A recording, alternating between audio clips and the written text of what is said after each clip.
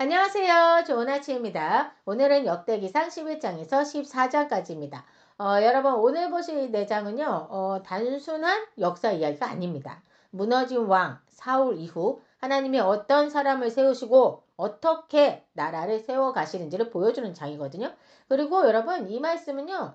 우리랑 동떨어진 얘기가 아니에요. 지금의 우리의 삶에도 그대로 적용되는 이야기라는 거. 그래서 여러분들이 귀를 쫑긋하고 잘 들으시면 잘 들으시고 말씀을 읽을 때도 그렇게 읽으셨으면 좋겠어요. 자, 사울의 시대가 끝났죠. 자, 이제 다윗의 시대가 시작됩니다. 다윗은 처음부터 여러분 온 이스라엘의 왕이 아니었어요. 처음에는 유다 지파의 왕이었거든요. 자, 그런데 오늘 11장에서 온 이스라엘이 다윗에게로 나옵니다. 그리고 이렇게 말해요. 우리는 왕에 가까운 혈족이니이다. 여호와께서도 왕에게 말씀하시기를 너가 내 백성 이스라엘의 목자가 되며 내 백성 이스라엘의 주권자가 되리라 하셨나이다. 이렇게 얘기를 한 거예요. 그러니까 한마디로 이 얘기가 뭐예요? 하나님께서 다윗을 왕으로 세우셨다라고 지금 말하고 있는 겁니다. 자, 그러면서 3절 끝을 보시면 뭐라고 써있냐? 여호와께서 사무엘을 통하여 전하신 말씀대로 되었더라 라고 적혀 있습니다. 자, 우리가 계속 보고 있듯이 여러분 하나님께서 말씀하신 것은 반드시 이루어지는 모습을 오늘도 보고 있는 겁니다. 자, 이어서 여부스 정복에 관한 내용이 나와요. 자, 이 여부스라는 곳이 어디냐? 여호수아의 그 가나안 정복 이후부터요. 이스라엘의 왕정 시대, 즉 400년간 정복하지 못한 땅입니다. 네? 자, 그러다가 마침내 다윗이 정복하게 되는 거예요. 자, 다윗이 이 여부스를 정복할 수 있었던 이유 뭐겠습니까, 여러분? 만군의 여호와께서 함께 계시니 다윗이 점점 강성하여 가니라 라는 말씀에서 찾아볼 수 있습니다. 자, 이곳이 여러분 어딘 줄 아십니까? 이곳이 바로 예루살렘이에요. 예루살렘. 그러니까 예루살렘이 굉장히 뭐랄까 제가 전에도 한번 말씀드렸는데 예루살렘은 지리적으로나 지형적으로 외세 침략이 쉽지 않았던 요새 중에 요새 였거든요. 그래서 400년 동안이나 이곳을 점령하지 못했던 겁니다. 자, 하지만 하나님의 도우심으로 다윗이 이곳을 점령하게 됐죠. 자, 다윗은 이 여부수를 점령하는 사람에게 군대 장관직을 주겠다라고 얘기를 해요. 그래서 가장 먼저 올라가서 정복한 사람이 누군지 아십니까? 요압입니다. 요압이 먼저 올라가서 성을 점령했고 그래서 요압이 다윗의 군대 장관이 되지 않습니까? 자, 이어서 다윗과 함께했던 용사들의 이야기가 나오더라고요. 10절에 보시면 이 사람들이 온 이스라엘과 더불어 다윗을 힘껏 도와 나라를 얻게 하고 그를 세워 왕으로 삼았으니 이렇게 써 있거든요. 이 말로 시작을 해요. 자, 여러분 이 말 속에서 우리에게 전하고자 하는 메시지는 이겁니다. 다윗은요 혼자 왕이 된 게 아니라는 거예요. 함께한 사람들과 함께 세워진 왕이라는 거죠. 여러분 이 용사들은요 단순히 싸움만 잘하는 그런 사람들이 아니었어요. 다윗이 가장 힘들었던 시기, 사울에게 쫓기고 도망자의 신세로 살던 가장 초라한 시절부터 함께했던 사람들입니다. 우리가 특히 잘 아는 장면도 이제 역대상이 기록되어 있더라고요. 세 용사가 목숨을 걸고 적진을 뚫고 물을 길어온 일, 그 우물에서 물을 길어온 일 우리가 봤지 않습니까? 하지만 그 다윗이 그 물을 차마 마시지 못하잖아요. 이것은 이들의 피다라고 얘기하면서 그리고 하나님께 부어드렸죠. 자, 이 장면은 단순한 뭐 감동 이야기가 아니에요. 이 모든 충성과 헌신은 결국 하나님께 들어져야 한다라는 걸 보여주는 거죠. 자, 여러분은 지금 여러분의 그 충성과 헌신을 어디에 쏟고 계십니까? 그리고 누구에게 향해 살아가고 있습니까? 요걸 한번 스스로에게 질문해 보면 좋겠죠. 자, 여러분, 하나님은 왜 이렇게 많은 이름을 기록하셨을까요? 성경을 보면 이름이 그냥 나래비로 적혀 있지 않습니까? 그들에게 이 이름은 단순한 과거의 기록이 아니라 우리는 누구인가를 알려주는 이야기라고 말씀드렸습니다. 네, 하나님은 이 명단을 통해 말씀하시는 거예요. 너희는 무너진 사람들이 아니다. 너희는 하나님이 세우셨던 그 사람들의 후손이다. 무너진 자존감을 높여주고 다시 시작할 수 있는 영적 DNA를 깨워주기 위해서 이 많은 사람들의 명단을 한 명 한 명 다 보여주고 계신 겁니다. 자, 다윗이 가장 초라했던 시절 그와 함께 했던 사람들이 결국 나라를 세우는 주역이 되지 않습니까? 지금 우리의 모습이 되게 막 보잘것없어 보이고 작아 보이고 찌그러져 보여도 여러분 하나님과 함께하는 자리라면 그 자리가 바로 하나님의 나라를 세우는 자리가 될 수 있습니다. 자, 12장으로 한번 가볼까요? 12장은 다윗이 아직 정식으로 왕에 오르기 전 그에게 자발적으로 모인 용사들과 동역자들의 이야기를 담고 있더라고요. 다윗이 사울을 피해서 막 숨어지던 그 시절 있지 않습니까? 하나님은 다윗에게 그의 주변에 충성스러운 사람들을 하나 둘씩 붙여주기 시작했던 거예요. 근데 재밌는 건요. 가장 먼저 다윗에게 찾아온 사람들이 누군지 아십니까, 여러분? 아, 신기하더라고요. 누구냐? 바로 베냐민 지파입니다. 여러분, 베냐민 지파가 어떤 지파예요? 왜 베냐민 지파가 제일 먼저 찾아온 게 신기하냐? 현 정권인 사울 왕의 지파거든요. 예? 그런데 그들이 지금 다윗에게 온 거예요. 이거 굉장히 중요한 장면입니다, 여러분. 시대가 바뀌고 있다라는 신호입니다. 예? 자기네 지파의 왕을 버리고 지금 다윗에게로 왔지 않습니까? 다윗도 처음엔 의심을 해요. 너희가 나를 해치러 온 것이 아니냐 이러면서 어떤 음모를 가지고 왔냐 하면서 믿지를 못합니다. 자, 근데 그때 그들이 이렇게 말을 해요. 우리는 당신과 함께합니다. 이렇게 얘기를 한 거죠.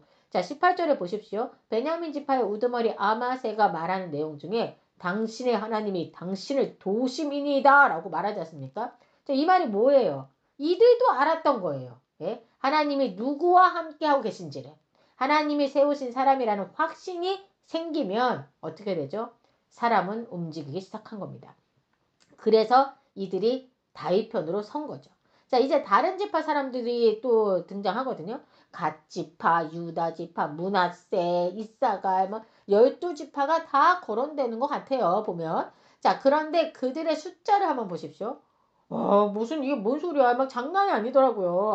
아니 도대체 이렇게 많은 사람들이 다윗과 함께 했단 말이야? 막 이런 생각이 들었어요. 아니 지금 다윗이 지금 도망자의 신세인데 아니 이렇게 많은 사람들이 어떻게 함께 다닌 거지? 라는 생각이 들었거든요. 아니 이 정도면 거의 한 나라의 군대 이상급이거든요. 도망자가 지금 이래 되는 거예요? 자, 근데 여기서 우리가 알아야 할 것이 있습니다. 이 각 지파들의 이 많은 인원들, 이 인원이 한꺼번에 모인 게 아니라는 사실입니다. 처음에는 소수의 사람들이 다윗에게 합류를 했어요. 자, 그러다가 점점 늘어나죠. 다윗이 도망자의 삶을 살 때는 약 400명 정도의 사람들과 함께 다녔거든요. 자, 그럼 이 사람들은 언제 모인 거냐? 이 막 몇만 명의 사람들이 언제 모인 거냐? 이거는 성경 후반을 보면요. 헤브론에 모인 것을 볼 수 있는데요. 이게 무슨 말이냐? 즉 이때가 바로 다윗이 공식적으로 왕이 되기 직전인 겁니다. 그러니까 이때 한꺼번에 대규모로 합류했던 거죠. 자, 그럼 왜 굳이 숫자까지 또 기록해내요? 이름에도 모자라서 또 숫자까지. 예? 자, 단순히 이거는 많다를 보여주기 위해서가 아니에요. 이 숫자는 하나님이 다윗을 얼마나 확실하게 세우셨는지를 보여주는 증거입니다. 각 지파가 자기 사람들을 보내서 우리는 다윗 편이다 라고 선언하는 장면인데요. 한마디로 이건 군대 숫자가 아니라 지지선언인 거예요. 지지선언. 38절에 보면 이들이 다 한마음으로 다윗을 왕으로 삼고자 하여 라고 적혀있죠. 자, 여러분 이게 중요한 거예요. 저는 오늘 이 말씀을 읽으면서 그런 생각이 들었어요. 하나님이 세우시는 인생, 우리는 흔히 처음부터 잘 될 거라고 생각해요. 왜냐 하나님이 선택했잖아요. 그러면 막 승승장구해야 되지 않겠습니까? 그런데 결코 그렇지 않았습니다. 다윗은 하나님께 왕으로 택함을 받고 기름 부음을 받았어요. 그 어린 나이에. 그렇죠? 자, 그런데 그의 시작은 어땠죠? 왕궁이 아니었습니다. 광야였어요. 광야였고 영광이 아니라 도망자의 삶이었습니다. 목숨을 위협받는 시간, 아무것도 보장되지 않는 그 시간 속에서 하나님은 다윗을 만들어 가셨던 겁니다.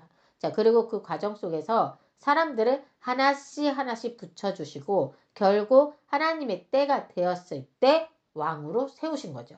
자, 여러분 지금의 내 상황이 어렵다고 해서 하나님이 나를 떠나신 것이 아니라는 거죠. 오히려 하나님이 나를 만들어가고 계신 과정일 수 있다는 겁니다. 그걸 기억했으면 좋겠어요. 우리는 흔히 내가 막 어려운 상황에 빠지면 하나님 도대체 나에게 왜 이러십니까? 막 이러잖아요. 하나님이 나를 떠난 것 같고. 자, 근데 그 시간이 맞아요. 많이 힘든 건 사실입니다. 많이 힘들어요. 다윗은 안 그랬습니까? 다윗요 정말 여러분 우리가 지금 이렇게 앉아서 책을 읽으니까 그렇지 실제 그 상황이라 생각해 보세요. 진짜 하루도 발 뻗고 편안히 잔 적이 없는 그 세월들을 보내거든요. 그것도 20대 젊은 청년 시기를요. 자, 대단하죠. 여기에 진짜 하나님의 그 깊은 뜻이 있는데 우리는 지금 그걸 다윗의 모습을 통해서 알아가는 겁니다. 예. 자, 이제 13장으로 넘어가 볼게요. 이제 다윗이 왕으로 된 후에 일이 소개되고 있거든요. 다윗이 하나님을 향한 열망이 생깁니다. 예. 그래서 언약궤를 가져오자. 라는 이 좋은 마음이 있었던 거예요. 나는 이 큰 궁정에서 살고 있는데, 우리 언약궤를 이제, 다른 곳에 있는 언약궤를 이제 가져오자는 마음이 생겼던 거죠. 자, 그 좋은 마음으로 생긴 거예요. 좋은 마음으로 이거 이제 한 거예요. 자, 그런데 어떻게 됐죠, 여러분? 문제가 생겼죠. 기억나세요? 무슨 문제? 방법이 틀렸었잖아요. 하나님의 궤는 어떻게 옮겨야 되죠? 레이기에 다 써 있었어요. 예, 어떻게? 맞습니다. 맞습니다. 어깨에 메고 옮겨야 합니다. 어깨에 메고 옮겨야 하는데, 아이고, 우리 다윗 왕이 어떻게 했습니까? 하나님을 향한 그 열정과 그 마음이 너무 급했는지, 빨리 술에 실어갖고 오라고 하죠. 그래서 막 노래를 부르면서 막 술에 실어갖고 오잖아요. 사실상 다윗은 진짜 순수하게 기쁜 마음으로 이 일을 했습니다. 인정. 하지만, 사고가 발생했죠. 언약궤를 실은 그 수레를 끌던 소들이 힝 하고 힝이 아니지 그 말이지 매 하면서 이제 이렇게 뛰었던 거죠. 벌쩍 뛰니까 그 수레에 실었던 언약궤가 이제 밑으로 이제 떨어질 수 있었으니까 떨어지려고 하니까 우사가 손으로 그 개를 붙잡은 거예요. 떨어지지 못하게. 얼마나 좋은 의도입니까, 여러분? 왜? 떨어지지 않게 우리의 언약궤가 떨어지면 안 되니까 이렇게 붙잡은 건데 어떻게 됐어요? 그 자리에서 완전 즉사하지 않습니까? 예? 여러분, 하나님의 일은요, 하나님의 방법으로 해야 합니다. 예? 아무리 선한 의도, 다윗도 그랬고, 우사도 그 완전 선한 의도로 이렇게 한 거예요. 하지만, 하나님의 방법이 아니면 안 된다는 걸 지금 보여주고 계신 겁니다. 이 사건 이후에 다윗이 어떻게 되죠? 기쁨은 두려움으로 바뀝니다. 그래서 언약궤는 가드 사람 오벨 에돔의 집에 머물러서 그의 집에서 3개월간 있게 되었었던 거 여러분 기억하시죠? 그 궤가 오벨 에돔의 집에 있는 동안에 어떻게 하셨죠? 하나님께서 오벨 에돔의 집과 그의 모든 소유에 복을 주셨다라고 성경은 말하고 있습니다. 아마도 오벨 에돔도 이 사건을 들었을 거예요. 들었고 그도 역시 두려운 마음으로 하나님의 언약궤를 매사에 조심하고 신중하게 행동하면서 하나님께 예배드리는 삶을 살지 않았을까 하는 생각이 들더라고요. 그렇게 했기 때문에 하나님께서 그의 모든 소유에 복을 주신 게 아니겠습니까, 여러분? 자, 이제 역대상 14장으로 넘어갑니다. 자, 이 장에서는 다윗이 이스라엘의 왕으로 완전히 자리 잡는 장면과 함께 하나님께 묻고 하나님이 싸우시는 승리의 모습을 보여주는 장이더라고요. 자, 1절에 보시면 그 두로왕 히람이 다윗을 축하하면서 궁전을 지어줘야 자제와 막 사람들을 보내줘요. 다윗이 이런 모습을 보면서 한 가지를 깨닫습니다. 왜냐면 주변에 있는 왕들이 막 다윗을 막 이렇게 도와주고 이런 거거든요. 그러니까 다윗이 이걸 보면서 이거는 하나님이 나를 세워주시는 거구나 라고 생각을 한 거죠. 이 왕권이 나를 위한 것이 아니라 이스라엘을 위한 것이구나. 이 사실을 다윗은 깨달아 갑니다. 자, 여러분, 우리를 세워주시는 분은요, 누구예요? 여러분 세워주시는 분? 예, 내 상사도 아니고요, 회사의 인사팀도 아닙니다. 우리를 세우시는 분은요, 바로 하나님이십니다. 자, 그런데 왕이 되자마자 문제가 또 생겨요. 이렇게 문제가 생기는 거야. 탄탄대로를 걸어가야 될 것 같지 않습니까? 하나님의 선택된 사람으로서. 그런데 이번에 또 블레셋이 공격해 옵니다. 블레셋은 두려웠던 거예요. 뭐가 두려웠을까요? 하나님을 경외하는 다윗이 이스라엘의 왕이 되면서 이스라엘이 점점점 강성해지는 것을 우려한 겁니다. 그래서 블레셋이 먼저 기습적 공격을 해온 거죠. 자, 하나님은 다윗과 함께 하셨죠, 여러분? 자, 그렇다고 전쟁도 없고 계속 평안만 했던 건 아닙니다. 여러분 이거 기억하셔야 돼요. 예? 자, 하나님이 함께한 사람들을 넘어뜨리려는 사탄의 공격이 있을 수 있을까요? 없을까요?